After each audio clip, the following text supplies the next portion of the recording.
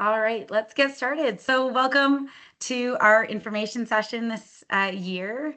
And if you have any questions, please, like I said, feel free to stop me and ask at any time or put it in the chat and we'll try to answer it when I'm done too. Okay. So registration system is Camp Brain, which is the same program that we used last year, where you create your household and all the campers that you have under your name, and then from there pick which programs you want to register for each individual child. It will only show the programs that your child is eligible for based on birthday.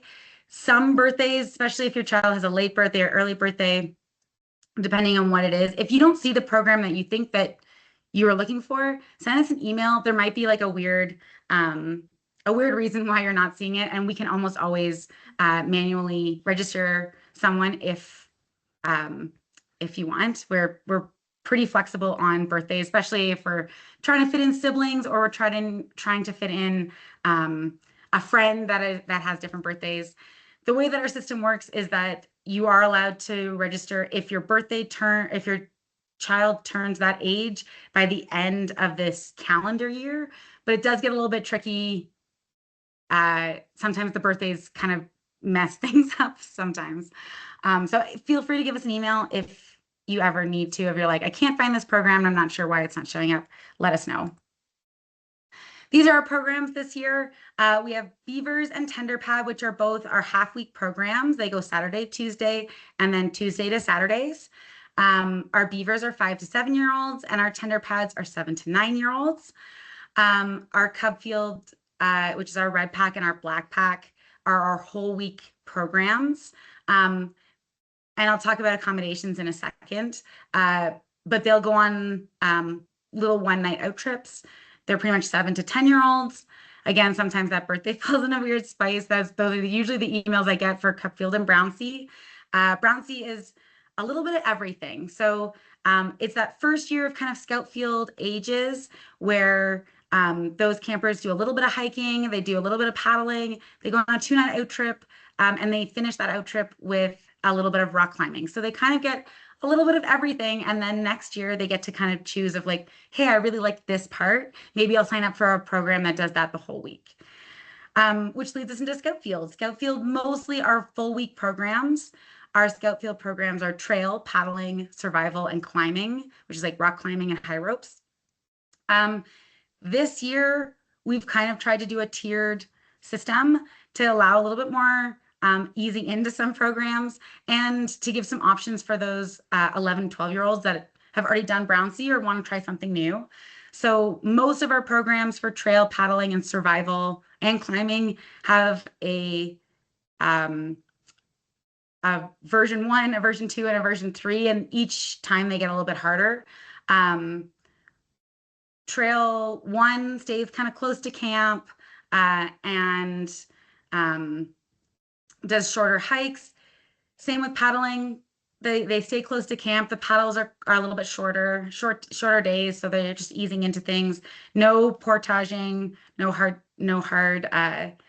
anything big. And then that second program in the series, a little bit farther distances, a little bit more challenge, go a little bit farther from camp. Trail will go to Frontenac Provincial Park. Paddling will go to North Frontenac Provincial Park. And then that 3 gets a little bit harder again. So paddling 3 is a 2-week program. They do a 6-night paddling trip on the Rideau River, going through the canal systems and starting at Jones Falls, which is such a cool place with its like 2-tiered lock systems. And then they'll end in Perth and paddle the whole way through. Our Trail 3 is new this year and has a 4-day out trip of hiking in Frontenac Park, which we're also really excited about. Survival was a very popular program last year, so we thought we'd offer like a beginner survival program this year, which is only 3 days at Farron's for those younger years. And climbing 1 is staying very similar to what it has been the last couple of years, but this time climbing 2 is offering 4 days of climbing over at Kingston Mills Lock Station, which has a huge bunch of different climbs. We'll try to get a couple harder climbs setups in there, and we're hoping to really do some rappelling, weather dependent, that we can also do when we're there, which is always so much fun. OSL is our 2-week program for our 14 and 15-year-olds. OSL stands for Outdoor Skills and Leadership. It's kind of that first step into becoming a counselor. It's not mandatory to become a counselor, but it is a really good first step of really working on your hard skills, and where the campers get just a little bit more control over planning and executing and leading those trips and programs for themselves, where the counselors are really there to like help guide and support instead of lead. And then our CIT program is 2 weeks. It's kind of our counselor and training program, which is 15 and 16-year-olds. And the first week is a bunch of sessions and learning all the skills you'll need. And then our second week, campers, our CITs are in session, are in program, where they'll be placed with a group, and they will help lead sessions and help guide things and make decisions about what kind of equipment we're bringing on our trip, and see really firsthand what it is to be a counselor. If your CIT is thinking, oh, maybe not a counselor, but maybe kitchen is really my thing that I really want to do, or we've had a couple of people that are lifeguards, we do encourage them to try to be a counselor, but there are other options too, if that's really where you're looking for. Quals Camp is our second years of running Quals Camp. It's 1-week program. We have 2 sessions running this year. The first one is week 2 is our Bronze Med, and our second week is Bronze Cross. You can choose one or both of them. They can be, as long as you're 13, you can start your Bronze Med. To do Bronze Cross, you do need a prerequisite of the Bronze Med, but you could do that in the city if you wanted to. These are the first 2 courses to becoming a lifeguard. In scouting, if you're a leader, to be an aquatic supervisor, Bronze Cross is the minimum level that you'll need. So if you're in scouting as well, it's a really great option as well. All right, getting to camp. So busing to camp, and don't worry, all of this information is in your welcome package you get when you register for camp. And we'll post this online as well. But busing to camp this year is at the Bass Pro Shop parking lot in Canada, out at the outlet malls. And it's kind of, when you're looking at the building, it's off to the left. It's in like the bus or trailer parking over to the side of the building is where we pick up. You can check in from 2 o'clock to 2:15. The bus will leave around 2:15. Most of our groups all change on Saturdays, except for our beaver and tender pads, which will change on Tuesdays. Our bus home gets back to town around 12:15. It depends on traffic and how quickly we can get everybody loaded and packed into the bus and leave. But usually traffic is the one that adjusts things a little bit. But we get back to town around 12:15, and they need to be picked up by someone on their safe list. During check-in, we'll check with you to see, is there anybody else that isn't on this list that you're checking in, or that will be checking them out to go home, and we can always update it then. If you ever need to, you can always send us an email halfway through the week too and be like, hey, plans changed. We have another person picking up, and we'll just add them to that list as long as your email matches the email that is on their registration. You can also drive your camper to camp. Parents can drop off at camp between 3 and 3:30 at the upper parking lot. So where that Google will bring you to our address on the top, there'll be a bus parking on the left, and there's a small parking lot at the top. We suggest don't go past the gates because they'll bring you to the lower parking lot. Once you're at the parking lot, just over behind the cabins, there's a big cone. Some of us refer to it as a teepee. That it's just a big structure that we do check in at. So if you just go past the trees just a little bit, you'll see it and you'll be like, oh, I know what we're talking about. And then driving home, parents can pick up from camp between 10 to 11. Usually 10 to 10:30 is kind of where we get most of our campers picked up. Same place at the upper parking lot at that cone. Out trips. So beavers, and sorry, that says gold pack. It's supposed to say tender pad. Don't go on an overnight trip. Cupfield, so black pack and red pack will go to little satellite sites. Red pack goes to the orchard, which is a close by site that the big kids use. But a big field, lots of space to play, little fire pit. And then black pack will go to the venture cabin, which is just really across the street and down the path. But it's connected to O'Brien's Lake, and it's absolutely gorgeous site. We love going there. As much as there's a cabin there, the campers all will be in tents that we'll provide and help set up and things like that. Brown Sea stays on the lake, but they'll go to Big Island, which is it's Crownland Island close to us, and then their second night is at Tsunami.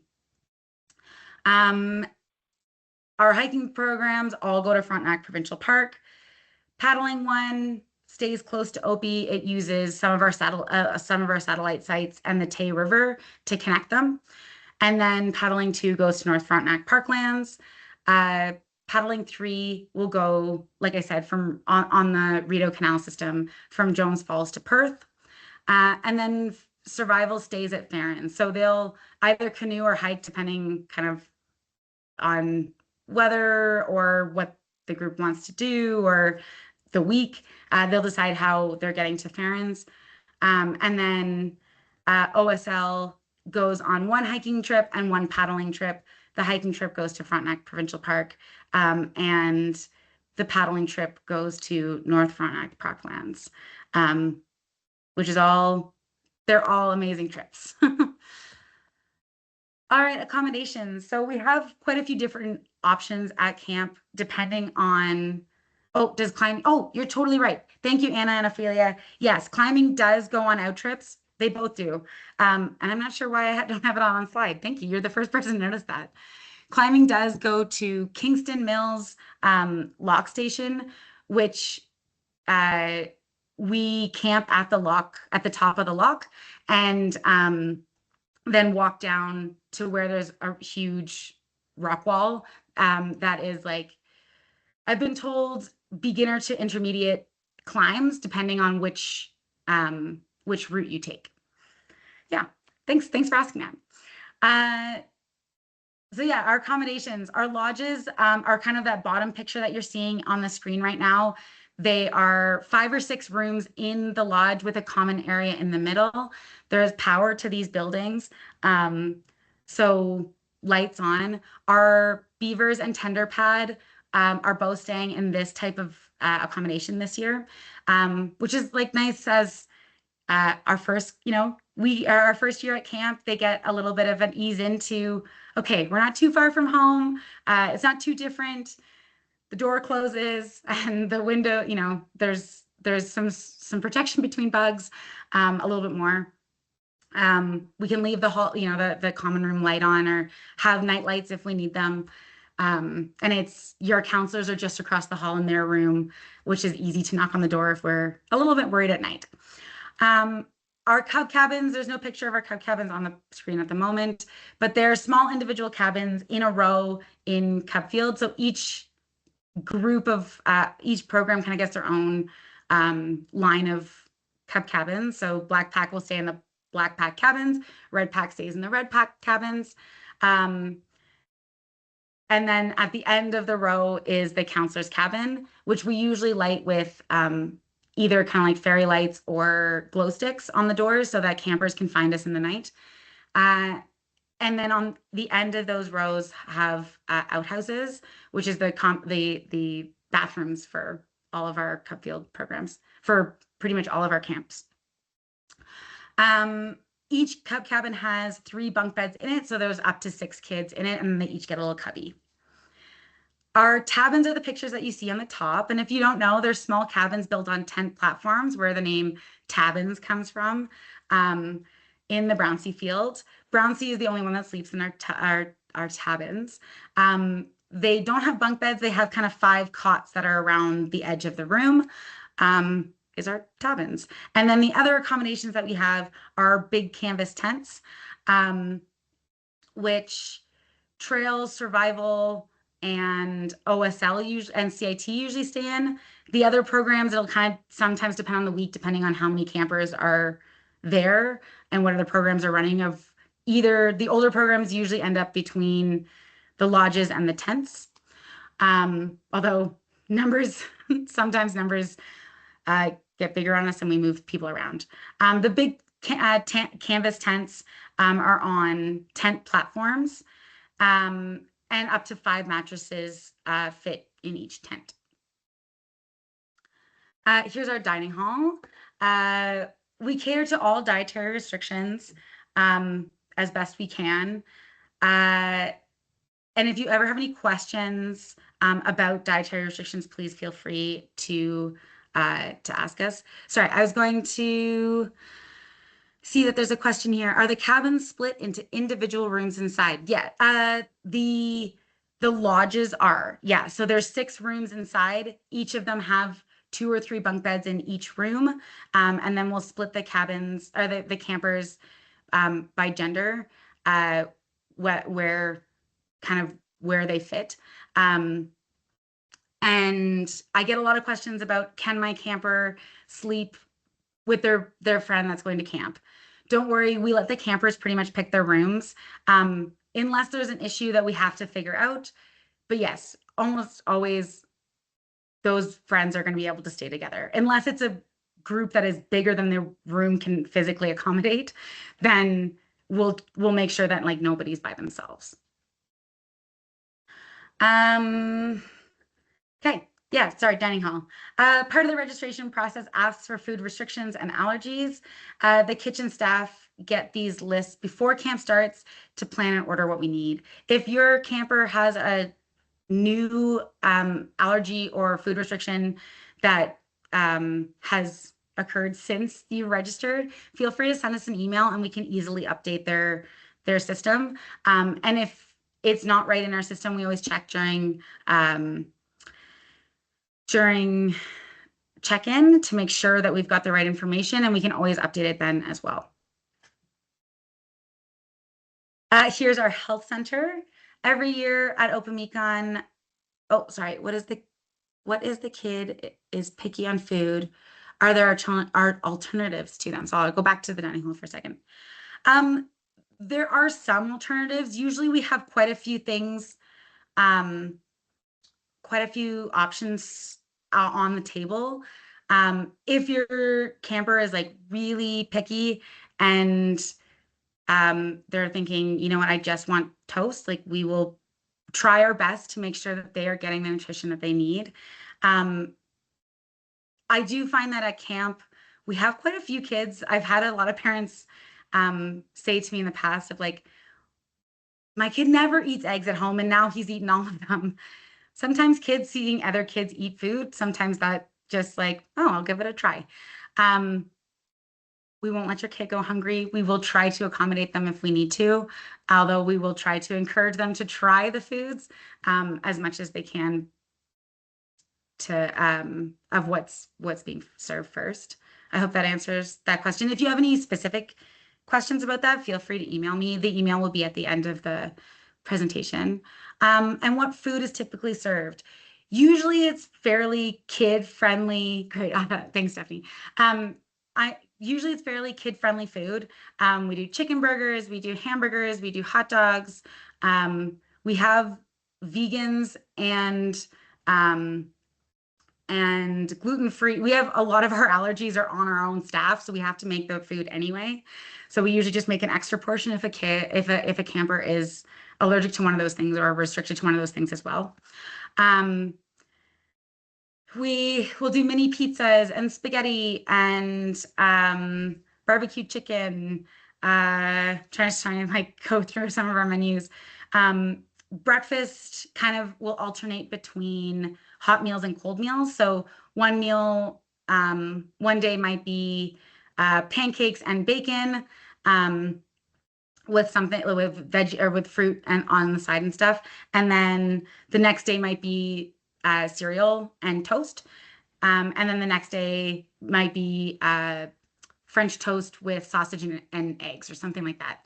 So it kind of alternates. We have a menu that we kind of go through. I think our menu plan is 2 weeks kind of this year, but then it'll kind of depend on allergies and things like that if we have to change something. Hope that helps. Any other food related questions before I move on? Cool. Okay. So yeah, back to our health center. Every year, Opemikon is so lucky to have some awesome volunteers that come help keep the campers and staff safe and healthy. They're often paramedics, registered nurses, or doctors. They'll usually volunteer for a week at a time to come up and help us. A lot of them are either parents or ex-staff that have come up with their kids. All medications are kept in the health center while the campers are at camp, unless it is a medication that has to stay on the camper. So inhalers or any epinephrine like EpiPens will stay on the camper. If we can have 2 at camp, great, just as a backup. And it depends. It'll depend on what the medication is and how best to help. So either that second one will stay in the med center if that's the best place based on the medication, or if that second one needs to stay close to the camper, then the head counselor usually carries it in their backpack, with the camper carrying their EpiPen, like their main EpiPen on themselves. When you drop off your camper to check in, we'll go through medications. We'll always ask if there's any medications. We ask that it's in a sealed plastic bag with the camper's name, what program they're in, and what week they are in, just so that we can better keep track of what's going where. And then the medic will administer which medication is going to which camper at the health center. During out trips, the medic will organize which meds are going with which groups and put them into the first aid kits to give to the head counselor so they can be taken on trip. And then we'll record when everything was taken with each group. Here, electronics. We don't allow camper electronics at camp. We find that it takes away from the camper's experience. Our own staff, also don't have their phones out or around campers. Most of them leave them in their cabins or like in their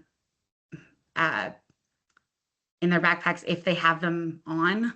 A lot of our sites don't have electricity anyway, so we don't have ways to charge. The camp does have a phone that you can contact us or vice versa in case of emergencies. If you need us to contact us for a specific reason, please reach out and we can make accommodations if you do need to talk to your child. Sometimes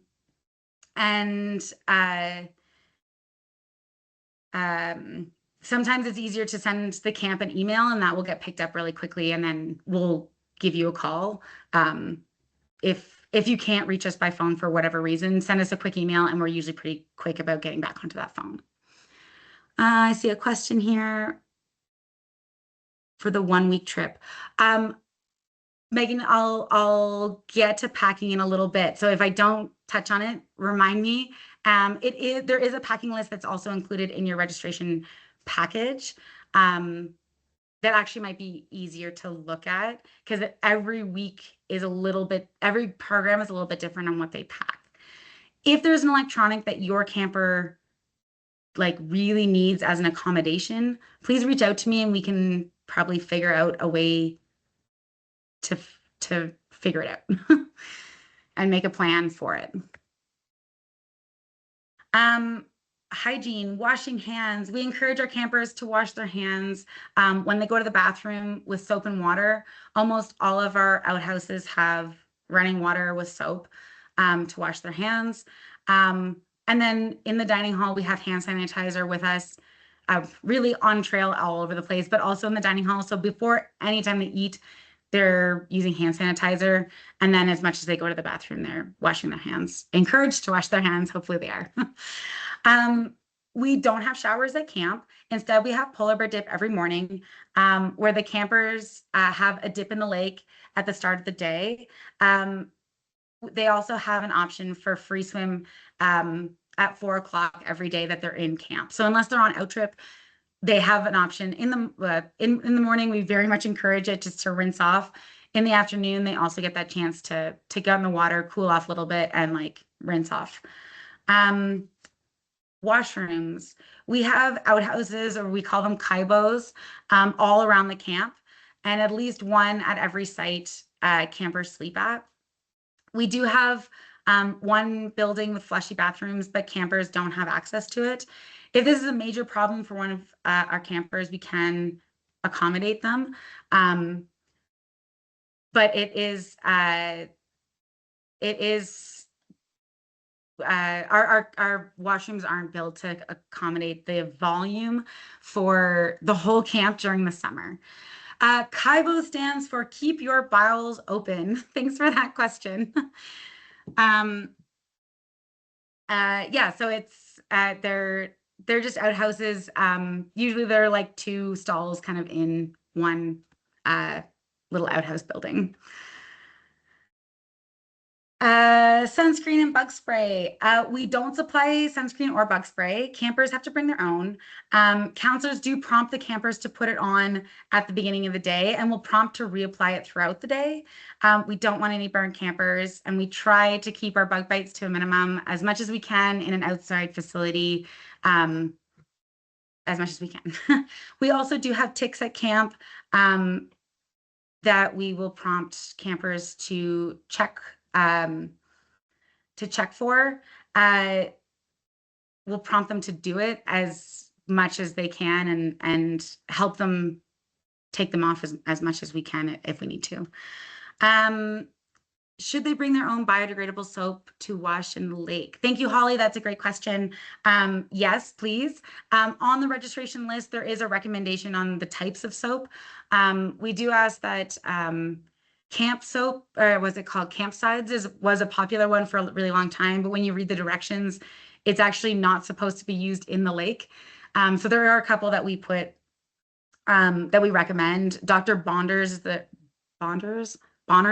is the one that I personally use.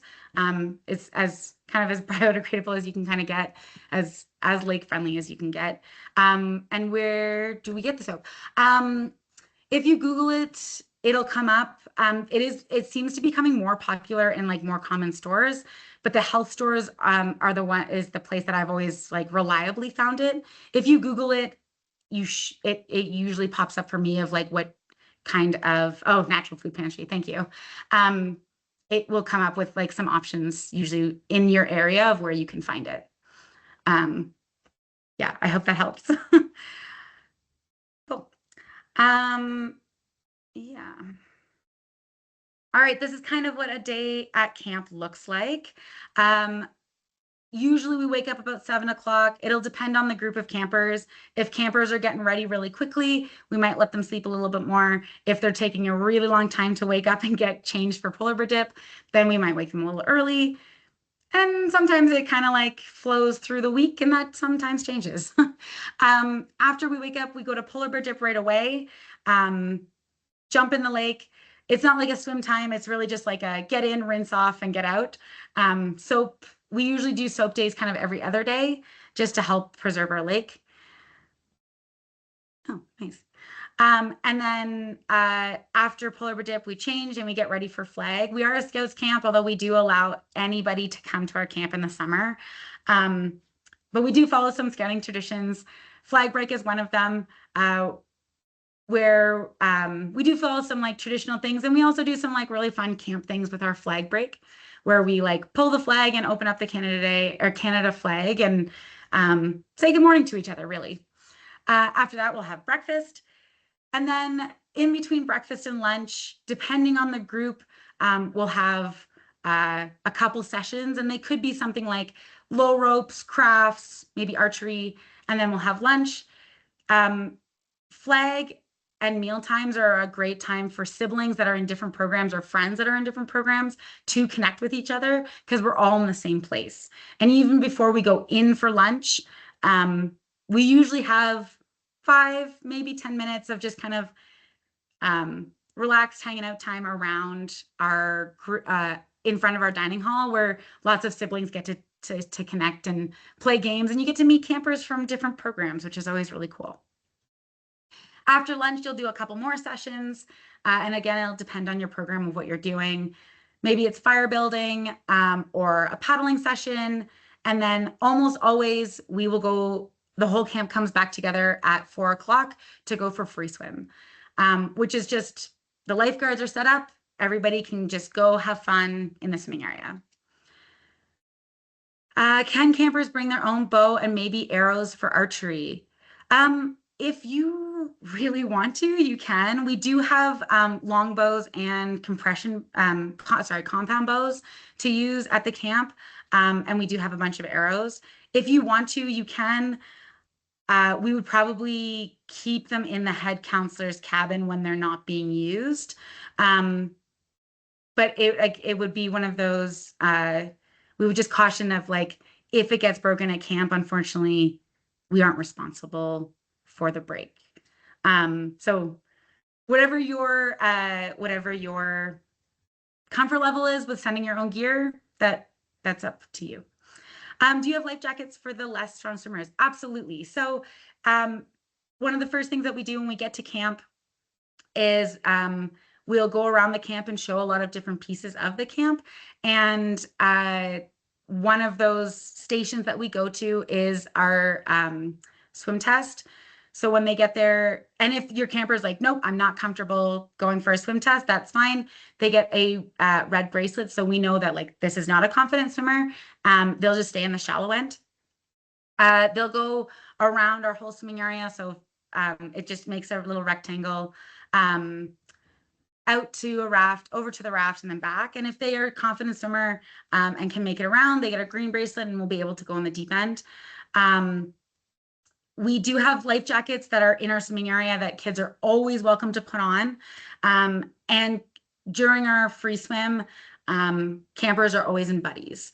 So they are, as a safety thing of like, they're always in buddies, traveling around together to make sure that everyone's staying safe. And we know where everybody is. They don't have to stay in their program groups for free swim. They can go to other, they can go with anybody really. Their buddy can be anybody. After free swim is dinner. After dinner, we have electives, which campers can pick. So things like electives are high ropes, will be open sometimes. Our low ropes are open, our archery, our crafts. We usually will play a wide game. Sometimes there's storytelling. Sometimes there's outdoor cooking. It'll depend on the week and the campers and what electives are being offered. Low ropes, we have a low ropes course set up that is a bunch of different like little challenging. And so they're usually no higher than like your knee off the ground. And it's usually how do we get from one part of the course to the other part. So we have like a tightrope walk that campers have to like kind of work together to get their camper to around the course, or their little island platforms that they have to get from one to the other, or a little swing or like a rope swing that they have to get all their group to a little island or through a big tire. Lots of different like team building games that are really fun. My daughter last year had a friend with a blue bracelet. Blue is probably just that they ran out of green yarn. That's all. It's probably just a green bracelet. Can we roast marshmallows and make s'mores? It'll depend on what we're doing. Usually on out trips or day trips, we'll usually bring marshmallows and things to make s'mores. Yeah, hope that answers that one. Is there any time available after meals for brushing teeth for braces? Absolutely. We can definitely accommodate that. We'll make it happen, don't worry.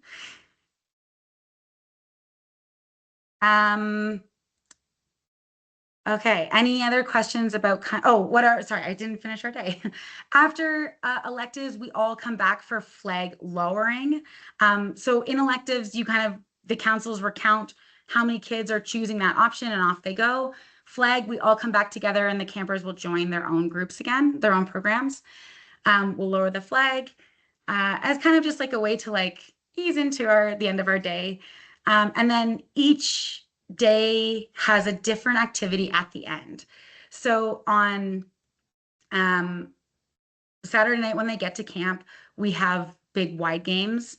On Sunday night, we have campfire, which the whole camp comes together and we do a big campfire with songs and skits and cheers.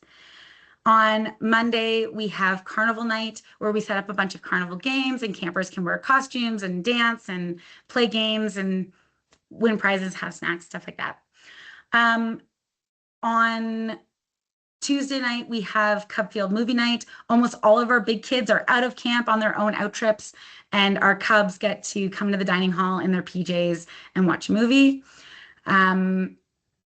Wednesday, there's really very few kids in camp, really just our beavers and tender pad. So they kind of get a chill night off.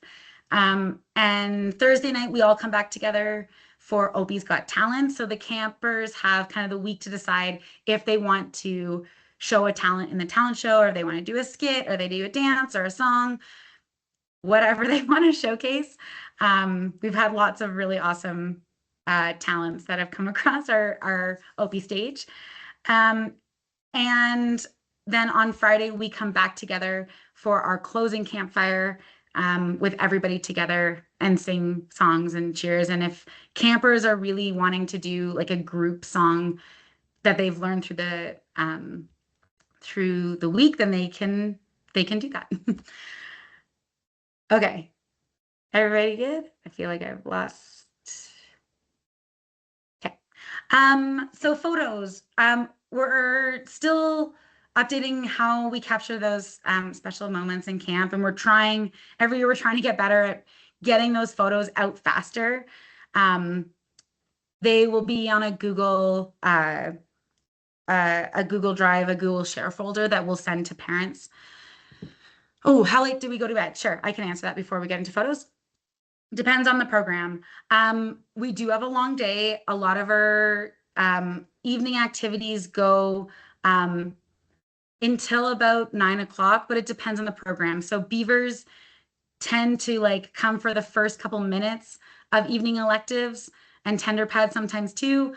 And if the counselors are like, oh, our group is just not doing evening activities, they'll just go to bed early.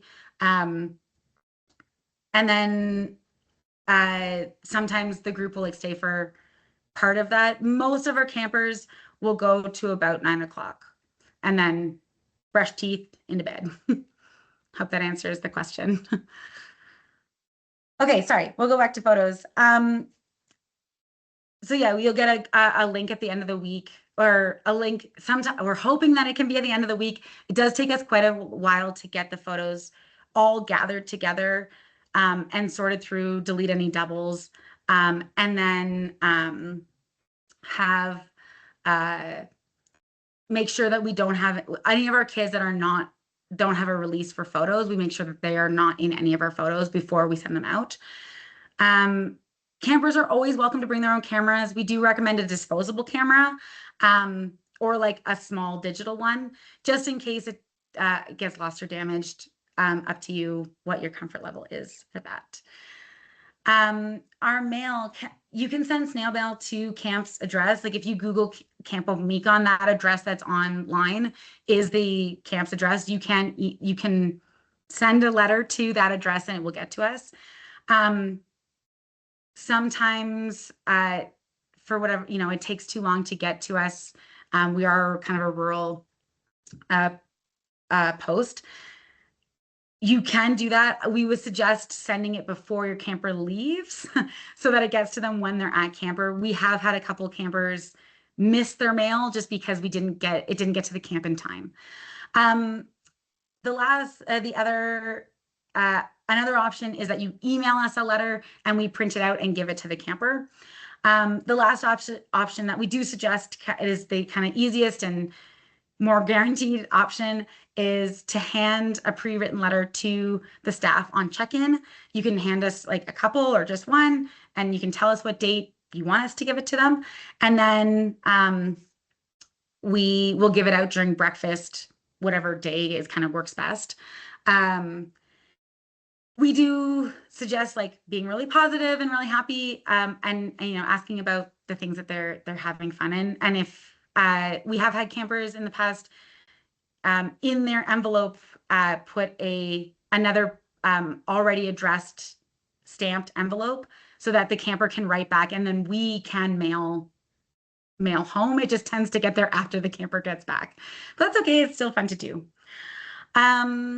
Okay, I do see that I have a question about, is there an opportunity to get a snack post dinner? Yes. Almost all of our, I'll just go back to our day at camp. Almost all of our evening activities has either a snack built into it, or there is a mug up, which is like an evening snack after it's happening. So Campfire has a mug up after it. Wide games, there will be kind of the counselors will have something in their backpacks. Opie's Got Talent sometimes will have snacks out. And Carnival Night, there's a snack out on the tables that kids just kind of get as they want. But it's usually like chips, pretzels, stuff like that with drinks, and depends on the night. Theme days and Carnival Night. Week 1 and 3 is circus, so feel free to dress up, or you can bring a costume if you like. Theme days for Cubs are lots of different stations all around camp that have lots of fun activities for them that are usually on the theme of what our theme is that week. And Carnival Night, same thing. All of our counselors and campers usually dress up for whatever theme it is. Yeah, week 1 and 3 is circus. So dress as a clown or a lion tamer, acrobats, whatever you'd like, or maybe an animal that you see at the circus. Week 2 and 4 is prehistoric. So dinos and cave people. And week 5 is pirates. So pirates or parrots, sea creatures, however you want to interpret that.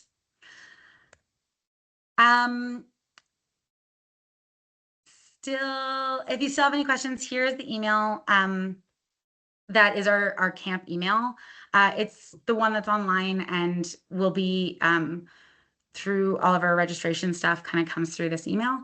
And if you ever have any questions, or you're like, hey, I want clarification, or I want to know if we can accommodate something, please feel free to email us, and we can, we'd love to make it work. We want your camper to be successful, and we want your camper to have a great time at camp. So would you be able to email us the presentation for reference? Yeah, I can. All of this information is in the welcome package that comes when you register and you got your receipt. There should have been a welcome package email with a packing list in that email. So you might have to go back and just like find the link as well. We also have, I'll put this on our Facebook. Unfortunately, our Facebook can't, Facebook doesn't accept PDFs. So it'll be probably an album with all of the pictures of each slide, which is a little bit of a pain, but that's kind of the only way that we can share it. And then this video will also get shared on our socials. If you can't find it on our social media, feel free to send me an email, and I can just send you the link to this PDF, or I can send the PDF straight to you. How do the age range work? Is it age at the start of camp or age by December 31st? It's the age by the December 31st. So usually we have it set up so that there should be enough of an age range that it should catch the kids that have already had their birthday and the kids that will turn, say for like Black Pack is 10 years old. If your camper turns 10 by December, it should give you that option anyway. If you're not seeing a program that you want to go to and have questions about why you're not seeing it, send us an email. And if we need to, we can always manually register if for whatever reason the birthdays aren't lining up properly. Cool. Do you have to bring your own sleeping bags? We suggest bringing your own sleeping bags, but we have tons of equipment. I really your personal items are the things that we really need you to bring, like your clothes, your toothpaste, your shoes, coats, pillow, that kind of stuff. Please bring that. If you have your own sleeping bag, we recommend it. If you have your own hiking backpack, we recommend it. All of our littles, we recommend like a big school backpack is usually enough for them because we carry all the gear and the kids usually carry like their one night overnight clothing and toothbrush and ditty bag, which is like their plates and cups for camping. But we have a huge equipment shed that if they've forgotten anything or accidents happen, or if something gets spilled on something or it gets wet because it's raining, we have extras. Don't worry about it. We do have laundry facility on camp property that we do camper laundry in if we need to. This isn't like something's, I only brought one shirt and I need to wash it. We try to avoid that. It's like if accidents happen and we need to clean something, we won't put it in a bag and put it back in their duffel bag wet. We will wash it as long as we have the time. Like if it happens Saturday morning, we won't have time to wash it. We'll send it home. But if it happens during the week, we'll wash it and make sure that it's all clean for them to wear. Which if anyone wants, it has questions about pull-ups. We do often have campers that come with pull-ups. Please let us know during check-in that that's something that that your camper needs help with. And we can kind of explain the options as well there, but we'll just make sure that the counselor knows so that they can help them in whatever way they need. We do have a couple options. Sometimes the camper chooses to like have a bag in their cabin and they'll just take it off in the morning, leave it in the cabin in a specific spot the counselor knows, and the counselor will get rid of it at when everybody goes down to pull over dip. We'll have counselors that help with that. Or if they want, they can go to like the outhouse and change there, which has a garbage, and we can kind of walk them through how that works too. No confirmation with any list. Yeah, I'm just reading this question about registration and payment taken for Brownsea. Can you send me an email at this email, and I'll double check and I can go through and double check. And if we need to resend that email, then I will. Hopefully it didn't make it into like your junk mail or anything. Oh, great tip. Ditty bags are available for $1 at dollar stores and stainless steel options at Amazon. And things like, outdoor stores like Mac and Cabela's and stuff as well. Label everything. Such a great tip. Yes, please label everything. You'd be shocked at what your kid does not realize is theirs. And when we're going through it, it's so much easier when I go, oh, I know exactly who this belongs to. Here you go. And hopefully we can get it back to you or get it back to the camper. Yeah. And I find also like having your camper help you pack their own bag will also help them realize what's in their bag so they don't get to camp. We do sometimes have to get kids to camp and they're like, I don't have any shorts. And you're like, I don't think that's true. They just didn't know where it was in their bag. So that will help too. For climbing, do they need climbing shoes or other gear? They don't need other shoes. If they have climbing shoes and want to bring them, they are of course welcome to. Running shoes will work. All their other gear, all their harnesses, their helmets, the ropes, all of that is provided by camp. If they have their own harness that they really want to use, they can bring it. But really, we have all of the gear with us. We've got it covered. Any other questions?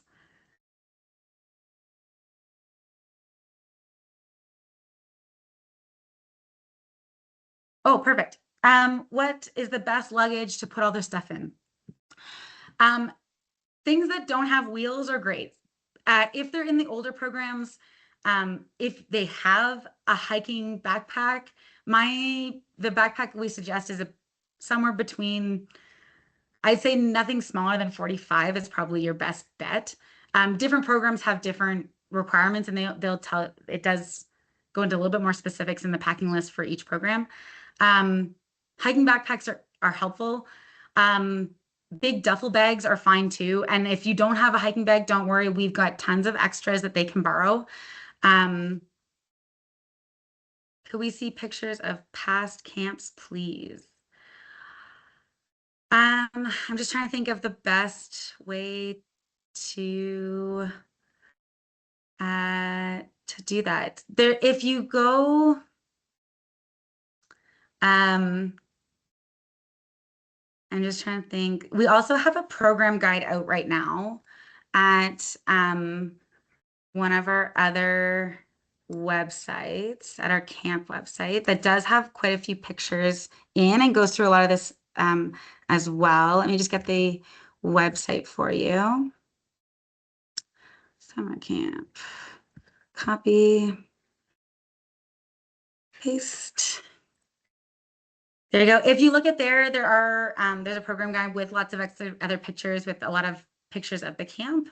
I hope that helps. We'll also have an open house coming up, so check our socials, but I'll also email out all of our registration, everyone that's already registered of our open house. It should be on the 28th between 11 and 2, 11 and 1:30. I'll have to double check, but we'll email that out pretty shortly, actually, as summer is coming really quickly.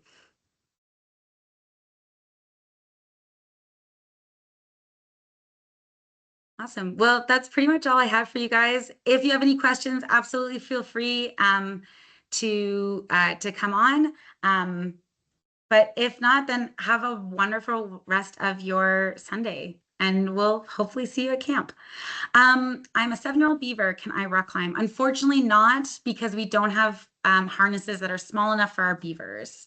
So beavers will get to do our low ropes, hopefully, depending on weather. We'll hopefully get to do our low ropes, but they won't unfortunately get to do won't get to do our high ropes or our climbing yet. Oh yes, there are some photos on Camp Opemikon's Facebook page as well. We do have an Instagram and a TikTok as well. Our TikTok, we're learning how to get better at that one. But usually everything goes onto Instagram and TikTok as well. Great.